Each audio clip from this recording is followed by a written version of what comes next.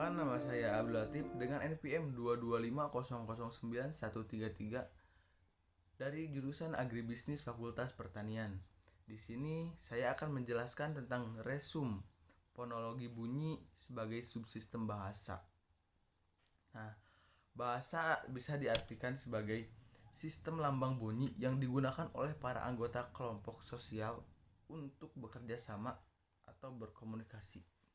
Sedangkan fonologi adalah kajian bahasa yang mempelajari tentang bunyi-bunyi bahasa yang diproduksi oleh alat ucap manusia.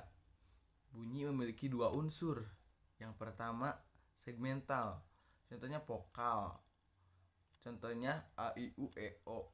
Dan konsonan, konsonan itu adalah huruf-huruf yang mati, contohnya b, c, d, f, g, dan lain sebagainya.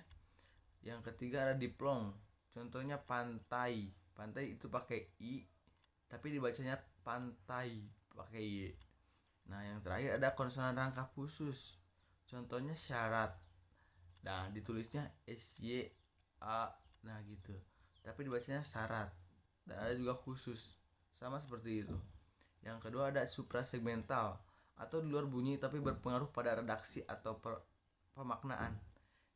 Nah, ada jeda, contohnya Andi seorang sarjana, nah tapi dia pengangguran, contohnya seperti itu.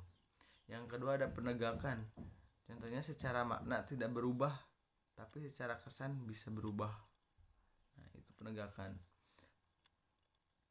Secara terminologis, fonologi berasal dari kata fon, yaitu bunyi, dan logos atau logi adalah ilmu. Dan bisa diartikan fonologi dapat diartikan sebagai ilmu yang mempelajari tentang bunyi-bunyi bahasa. Fonologi dibagi menjadi dua. Yang pertama fonetik, yang kedua ada fonemik. Fonetik adalah ilmu yang mempelajari tentang bagaimana bunyi diproduksi tanpa menghiraukan persoalan makna. Yang kedua ada fonemik. Fonemik adalah ilmu yang mempelajari tentang bagaimana bunyi dapat membedakan makna. Nah, pada fonetik contohnya alat-alat manusia.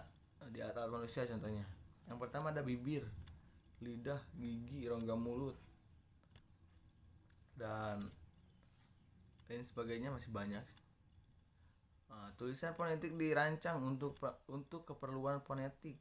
Tulisan ini biasanya terdiri atas aksara Latin, namun mendapatkan beberapa modifikasi serta beberapa tanda diagramatik yang menyertai hal ini, bertujuan untuk mewadahi setiap bunyi yang terdapat dalam bahasa-bahasa tertentu. Semisal dalam bahasa Indonesia terdapat 6 buah vokal, cuma di bahasa Latin hanya ada a, i, u, e, o. Nah, yang terakhir ada fonemik, akan membahas identifikasi dan klasifikasi fonem. Fonem tersendiri adalah bunyi yang memiliki pasangan minimal atau sudah dapat membedakan makna antara bunyi yang satu dan dua, atau dra bersifat disignatif. Dalam fonem juga mempelajari tentang perubahan fonem atau bunyi seperti asimilasi, disimilasi, dan harki fonem. Nah, sekian resum dari saya. Mohon maaf bila banyak kesalahan. Assalamualaikum warahmatullahi wabarakatuh.